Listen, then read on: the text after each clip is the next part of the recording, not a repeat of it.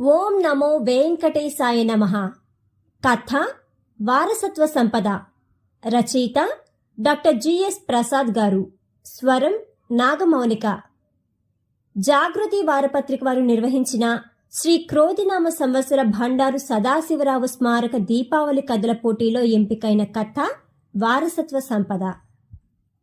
వారసత్వ సంపద అంటే ఆస్తిపాస్తులే కాదు, మన సంస్కృతి సాంప్రదాయాలను, ధర్మాన్ని కాపాడుకుంటూ మన పూర్వీకులు కట్టిన గుళ్ళు గోపురాలను పరిరక్షించుకోవడం కూడా అని తెలియజెప్పేదే ఈ కథ.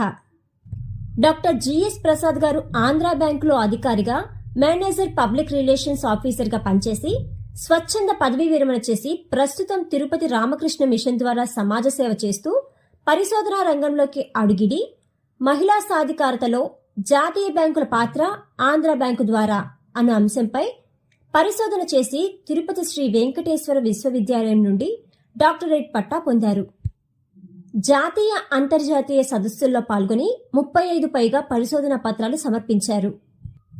ప్రసాద్ గారు ఆంగ్లంలో రచించిన women empowerment through nationalised banks అనే పుస్తకం త్వరలో విడుదల కానుంది.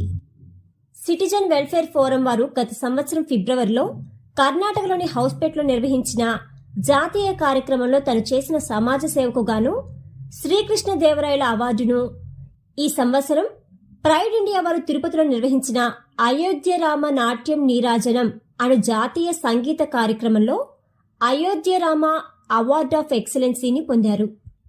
పలు సేవా సాంస్కృతిక సాహిత్య కార్యక్రమాల్లో పాల్గొంటూ భారతదేశ అభివృద్ధికి తన వంతు కృషి చేస్తున్నారు. ఇక కథలోకి వెళ్ళిపోదామా? శ్రీ వెంకటేశ్వర సుప్రభాతం మృదుమధురంగా మంద్రస్థాయిలో వినిపిస్తోంది. కళ్ళు మూసుకుని ప్రశాంతంగా ఆ దేవదేవుని తలుచుకుంటూ ఉన్నాను. వంతెన దగ్గరికి వచ్చామని డ్రైవర్ చెప్పగానే వంతెనకు ముందే కుడివైపున ఒక కారు తిప్పమని చెప్పాను. చాలా రోజుల తర్వాత మా సొంతూరికి బయలుదేరాను. ఈ వంతెన దాదాపు 60 సంవత్సరాల కిందట పెన్నా నదిపై కట్టారు. చిన్నప్పుడు ఊర్లో ఇంకొక చిన్న వంతెన కూడా ఉండేది. ఏరు దాటాక కొండ కింద పల్లెకి మా ఊరికి మధ్య చిన్న వంతెన ఉండేది. చిన్నప్పుడు టౌన్ నుంచి సంక్రాంతి, వేసవి సెలవులకు వచ్చినప్పుడు ఆ వంతెన దగ్గర మా వీధి చివరిలో ఆంజనేయ స్వామి గుడి, ఈశ్వరుని గుడిలో ఆడుకునేవాళ్లం. ఇప్పుడు టౌన్లో స్థిరపడి ఊర్లో ఉండే ఇల్లు, భూమి అమ్ముకుని వెళ్లిపోయాం. చాలా రోజుల తర్వాత మళ్ళా ఊరికి రావడం కారణం మా ఊళ్ళోని గుడే. మా ఈశ్వరుని గుడి ఏటిగట్టున ఉంది. చాలా పెద్ద గుడి. దాదాపు 600 సంవత్సరాల క్రితం మా పూర్వీకులు కట్టించారు.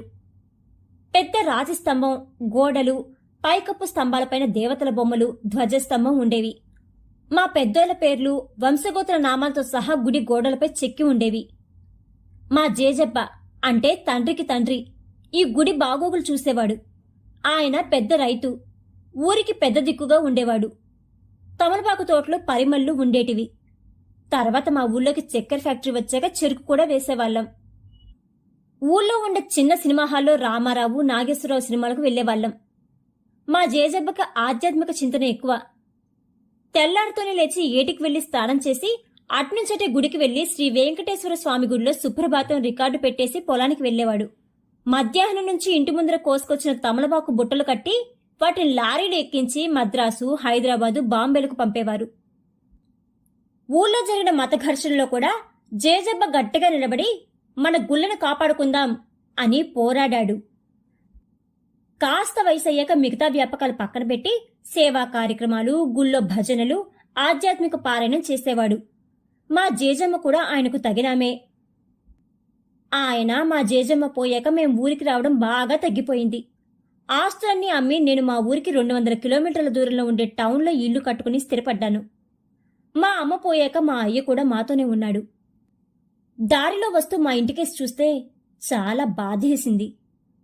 చిన్నప్పుడు ఆడుకున్న ఇల్లు, ఈ ఇల్లంతా పూజలు, ధాన్యము, గాదెలతో, పనివారితో సందడిగా ఉండేది. వీధి పేరు కూడా మా ఇంటి పేరుతోనే ఉండేది. వీధి చివరన ఆంజనేయ స్వామి గుడి, ఆ పక్కన పూజారులు ఉండేవాళ్లు. ఇప్పుడు మా వీధి పేరు కూడా మారిపోయి సాములరి వీధైపోయింది. మా దాయాదులు, బంధువులు కూడా ఎవరు ప్రస్తుతం ఈ వీధిలో లేకుండా పోయినారు. ఊళ్ళోనే అక్కడక్కడ ఉన్నారు. ఇలా ఆలోచనలో ఉండగానే కారు గుడిదాకా వచ్చేసింది.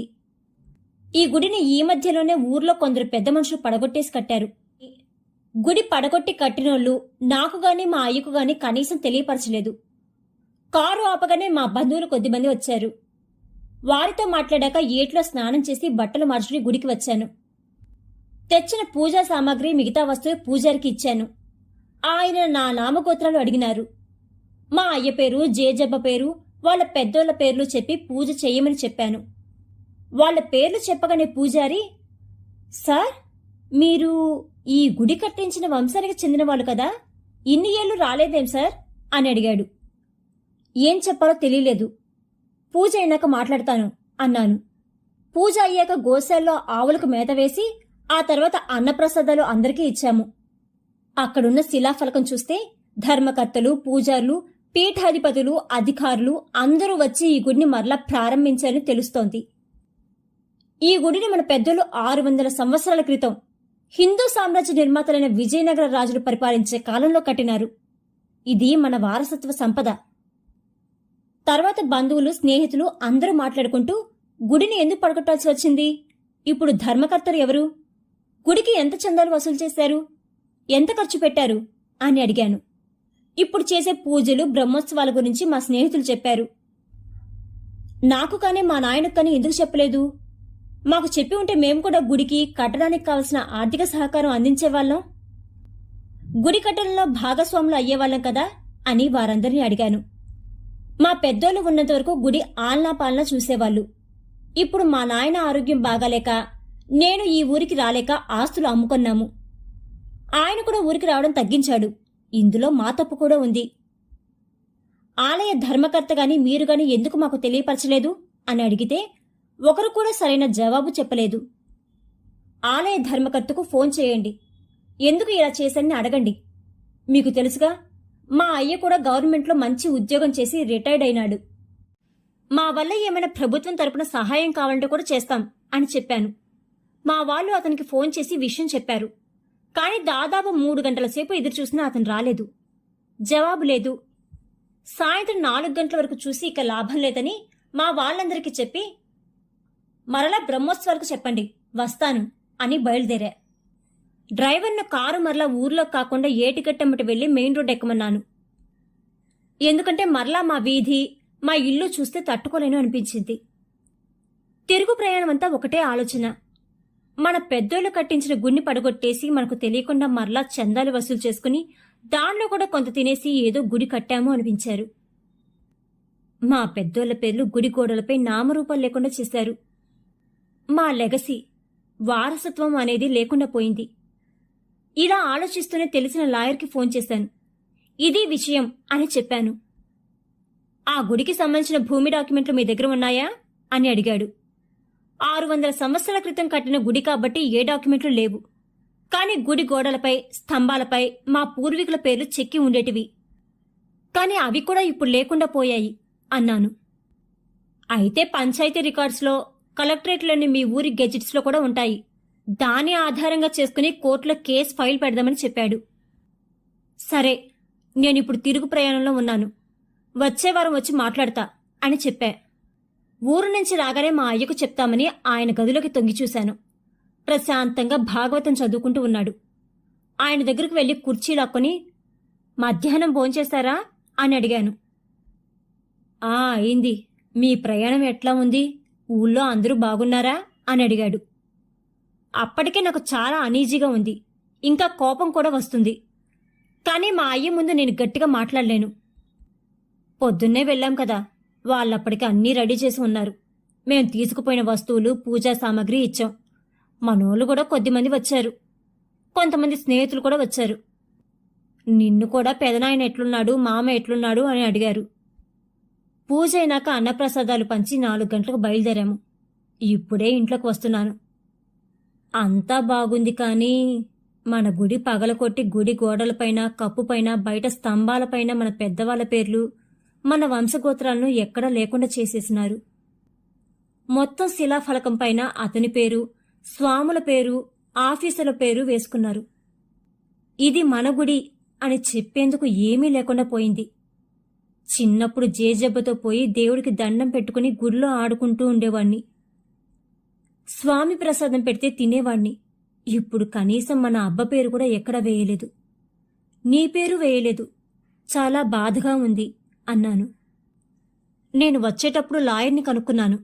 మన ఊరి పంచాయతీ రికార్డ్స్లో, కలెక్టరేట్లోని గెజెట్స్లో ఈ గుడి మన ఇంటి పేరుతోనే, మన పూర్వీకుల పేరుతోనే ఉంటుందంట. కోర్టులో కేసు ఫైల్ చేద్దామన్నాను. మా అయ్య వెంటనే, అందుకని ఆ గుడి కట్టించిన వాడి నాయన నా స్నేహితుడురా, వాడి మీద కోర్టుకు పోవడమేంటి అన్నాడు. నాకు ఇంకా ఏం చెప్పాలో తెలియలేదు. తర్వాత ఒక మాట అన్నారు.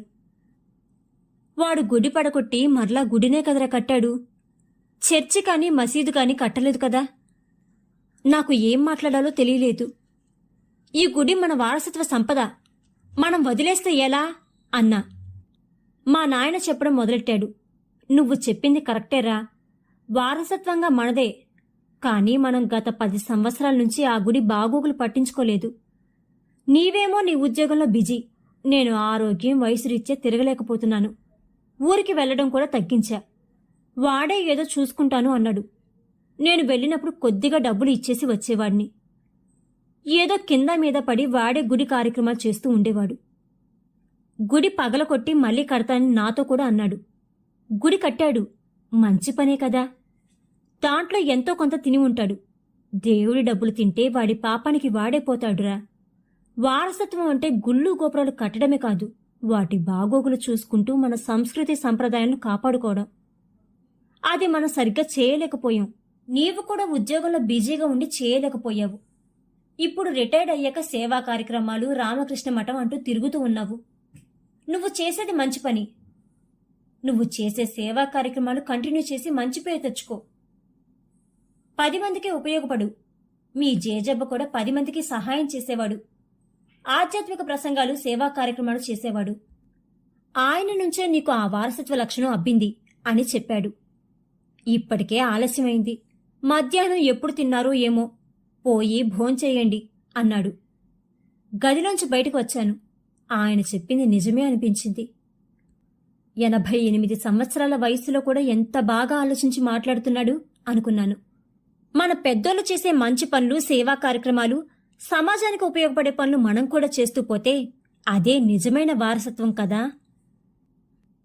గుళ్ళు గోపురాలు కట్టడమే కాకుండా వాటిని పరిరక్షించుకుంటూ, మన ధర్మాన్ని కాపాడుకుంటూ, సమాజానికి ఉపయోగపడే సేవా కార్యక్రమాలు చేయడమే నిజమైన వారసత్వ సంపద అనిపించింది. తరువాత ఆలయ కార్యక్రమాల్లో పాల్గొంటూ సేవా కార్యక్రమాలు చేస్తూ ముందుకు వెళ్తున్నాను.